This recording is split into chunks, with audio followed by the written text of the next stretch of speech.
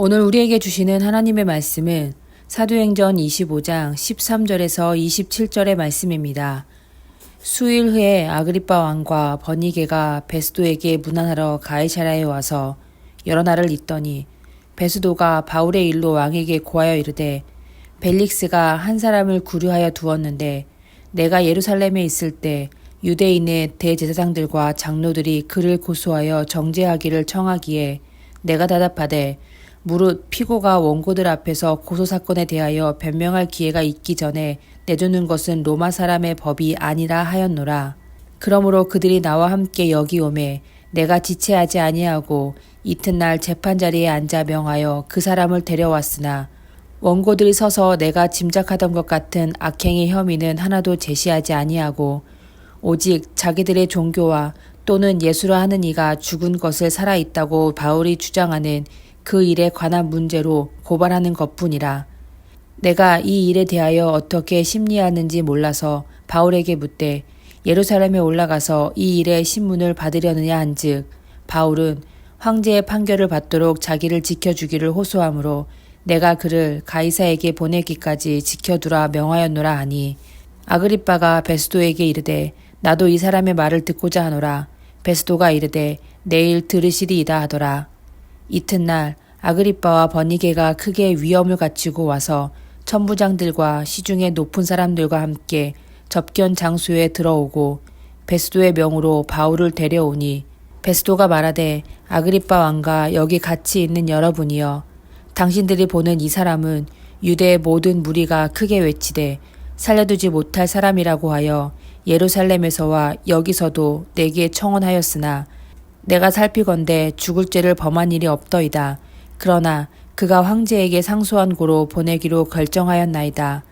그에 대하여 황제께 확실한 사실을 아랠 것이 없으므로 신문한 후 상소할 자료가 있을까 하여 당신들 앞 특히 아그리빠 왕 당신 앞에 그를 세웠나이다. 그 제목도 밝히지 아니하고 죄수를 보내는 것이 무리한 일인 줄 아나이다 하였더라. 아멘. 베스도는 바울에게 아무 죄가 없다는 것을 알았습니다. 하지만 바울을 방면하는 결정은 내리지 않았습니다. 제사장들과 유대인들이 재판을 원하고 있으므로 그들이 원하는 장소인 예루살렘으로 옮겨 재판을 하려고 했습니다. 예루살렘으로 가는 것은 극히 위험했습니다. 예수님의 때처럼 군중의 기세에 눌려 여론재판이 될 수도 있었습니다. 바울의 입장에서도 다시 예루살렘에 가는 것은 불필요했습니다. 바울은 이방인을 향해 가는 사도였습니다. 그래서 그곳에서 벗어나 로마로 가고자 황제에게 상소합니다. 베스도는 바울이 항소했기 때문에 풀어줄 수 없는 것처럼 말합니다. 하지만 풀어줄 수 있었습니다. 죄목을 찾지 못했기 때문입니다. 로마 형법을 어긴 것이 없어 죄목조차 붙일 수 없음에도 바울을 붙들어 둔 것은 전적으로 자기 자신을 위해서였습니다. 총독으로서 식민지를 안정시켜야 했고 그것을 위해 유대인들을 자극하는 것을 꺼렸기 때문입니다. 바울을 잡아두는 것이 여러모로 자신에게 유익했습니다. 더 나아가 베스도는 바울의 존재를 아그리빠 왕과의 친분을 쌓는 데도 이용합니다. 신임 총독으로 온 그는 아직 영향력이 적었습니다. 아그리빠는 로마가 세운 분봉왕이었지만 그래도 그의 협조가 필요했습니다. 바울은 로마 시민이었으므로 다시 유대인들 앞에 세울 필요가 없었습니다. 하지만 아그리빠 왕이 보고 싶어 한다는 이유로 그를 다시 한번 재판정에 세웁니다. 판결을 내리기 위해서가 아니라 바울을 이용해 아그리빠 왕과 좀 더 교분을 쌓고자 한 것입니다. 베스도와 아그리빠가 나란히 앉아 유대인들의 참소를 듣고 또 바울의 변명을 들었습니다. 바울의 입장에선 그 자리가 피곤하고 괴로운 자리였을 수도 있습니다. 하지만 그들은 바울의 입장엔 관심이 없었습니다. 그저 자신들의 이익적인 관점으로 접근할 따름입니다. 재판관은 공정하게 법을 집행해야 합니다. 그래야 억울한 눈물을 흘리는 자가 없고 사회적인 신뢰가 생깁니다. 이는 옛날이나 오늘날이나 마찬가지입니다. 공정함을 잃은 재판관은 탐관오리와 같고 그로 인해 많은 이들이 괴로움을 얻습니다. 선지자 아모스는 하나님의 공의에 대해 정의를 강물처럼 흘려보내는 것이라고 말합니다. 강물의 흐름은 돌이킬 수 없습니다. 막으려 해도 묵묵히 흐르며 목적지를 향해 갑니다. 악한 이들이 나쁜 결정으로 정의를 막으려 해도 그 흐름은 바뀌지 않습니다. 악행은 드러나서 부끄러움 속에서 처벌을 받을 것이고 억울한 이는 그 억울함을 풀게 될 것입니다. 설사 악인이 평탄한 마지막을 맞이하는 것 같아 보여도 그에게는 영원한 안식이 없습니다. 하나님께서 최후의 심판을 내리십니다. 하나님이 창조하신 세상에서 악인이 설 자리는 없습니다. 우리는 어떤 자가 악인인지 분별해야 합니다. 하나님의 공의를 굽게 하는 자가 악인입니다. 무엇이 옳은 길이고 옳은 판결인지 알고 있음에도 자신의 유익을 위해 타인의 희생을 강요하는 자가 악인입니다.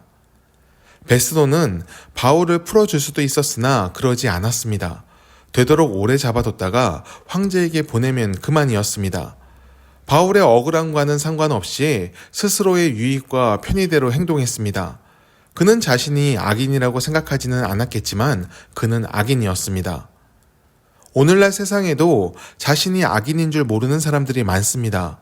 2021년부터 2024년까지 급발진 의심사고가 약 200건에 달한다고 합니다. 여기저기 올라와 있는 영상과 분석을 보면 누가 봐도 사람의 실수가 아닌 급발진 사고임을 인지할 수 있습니다. 하지만 책임을 져야 하는 위치에 있는 사람들이 이를 외면합니다. 이유는 딱 하나, 경제적인 이유 때문입니다. 기계가 오작동을 했으면 오류를 수정해야 하고 법이 미비하면 법을 고쳐야 합니다. 사람의 생명이 희생됐다면 눈물의 참회와 함께 책임을 져야 합니다. 하지만 아무도 책임지지 않습니다. 사랑하는 가족을 잃은 사람에게 모든 책임을 전가하고 있습니다. 이러한 방치는 곧 하나님의 공의를 굽게 하는 악행입니다. 스스로 악인이라 생각하지 않겠지만 이와 관련된 모두가 악인입니다. 악인은 분명한 보응을 받고 그들의 삶에는 평안이 없습니다. 하나님께서 억울하게 흘린 피의 보상을 그들에게서 받을 것입니다. 가장 용기 있는 행동은 참회입니다. 책임지는 것을 두려워하기보다 잘못된 것을 돌이키는 용기가 있길 바랍니다. 단추를 잘못 끼웠다면 다시 풀러서 끼워야 합니다. 잘못 끼운 단추를 계속 끼워가는 것은 어리석은 행동입니다. 하나님의 자녀인 우리들은 어리석음을 지혜라 여기지 않길 바랍니다. 공정함과 바른 판단으로 온전한 삶의 길을 걷길 바랍니다. 우리를 통해 하나님의 공의가 강물처럼 흘러가기를 축원합니다. 기도하겠습니다.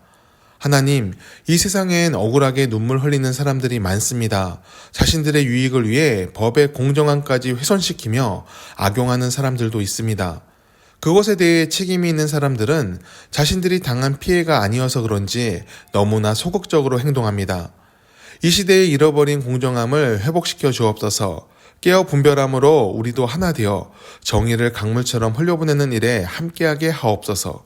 예수님의 이름으로 기도드립니다. 아멘.